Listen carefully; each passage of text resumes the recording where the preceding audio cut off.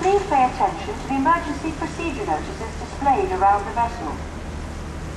In the unlikely event of an emergency, you will hear 7 short blasts followed by 1 prolonged blast on the whistle. If you hear this signal, please make your way to the life jacket muster station, following the muster signs displayed. The buoyancy apparatus on the top deck is in fact the seating, which will accommodate, along with the open reverse life rafts, 860 passengers. The crew will be on hand to give instructions and advice. Please note that smoking is not permitted on any part of the vessel, and we'll also ask you not to stand on the seats or sit on the ship's rails. We advise you to remain seated throughout the journey, particularly when arriving and leaving terminals, and we ask cyclists to alight after all passengers have left the vessel. We shall be calling at Seacombe and Woodside terminals on the Wirral side of the river. You can break your journey at Seacombe and visit Spaceport, our space-themed visitor attraction. Check the Spaceport leaflet for opening times and more information. And there's also Play Planet, our children's play area and our family cafe. At Woodside, you can visit our waterfront cafe, which offers lunch and afternoon tea. Woodside is also the starting point for the Heritage Fair, and there's also plenty of action.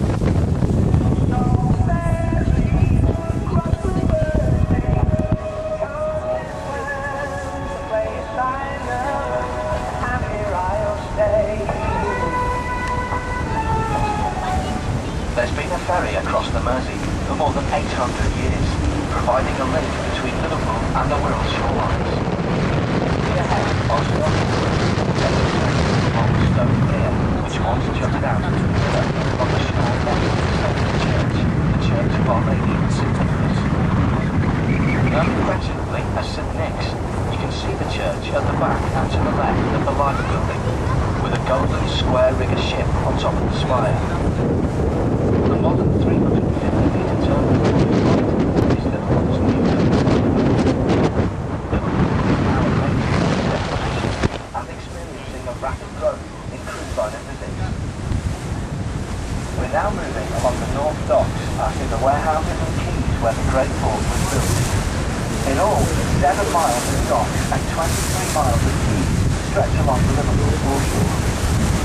In 1710, the Corporation of Liverpool started work on the world's first commercial wet dock, and by the end of the century, it had boasted a full dock system.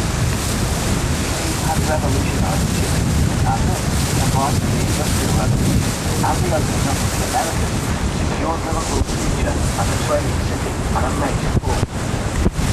Liverpool's unique character has been influenced by a diverse mix of races: Welsh commercialists, Irish immigrants, West Indians, Africans.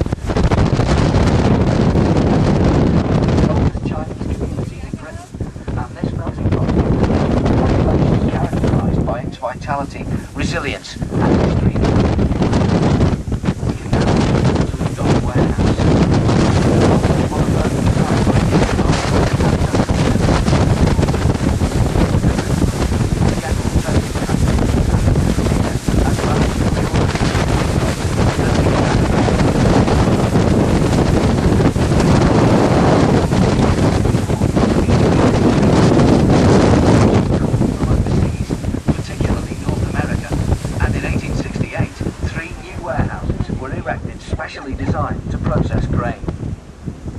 Because of teething troubles with the design and machinery, they didn't become fully operational until 4 years later, but they were then the most modern facilities of their day.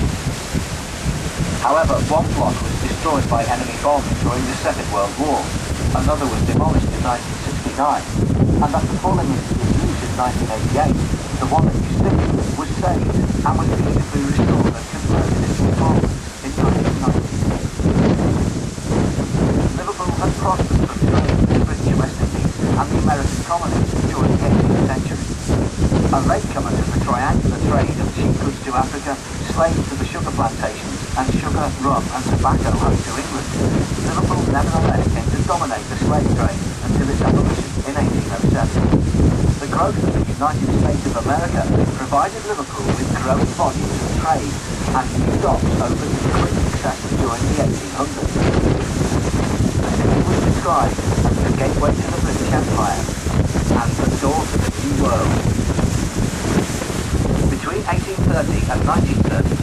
over 9 million people left via Liverpool in search of a better life.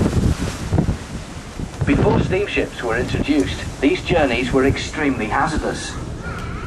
To sail to America would take 35 days, and the trip to Australia lasted from 10 to 17 weeks, depending on the wind and weather.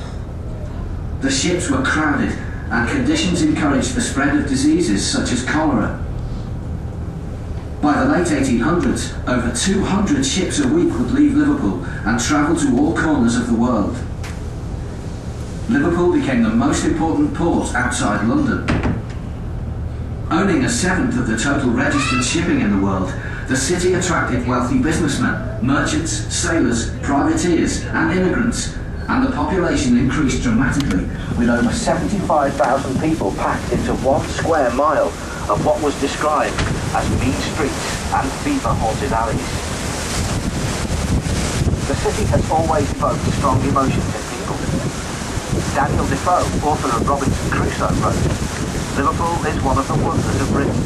On his grand tour, he travelled on the Mersey Ferry, enjoying the trip apart from the discomfort of being carried ashore by what was described as some honest Lancashire clown. And regulars from the ferry, as he put it, for the air. We now see the massive red brick building which is the Stanley Tobacco Warehouse. When built, it was the world's biggest bonded warehouse, large enough to fit St George's Hall inside.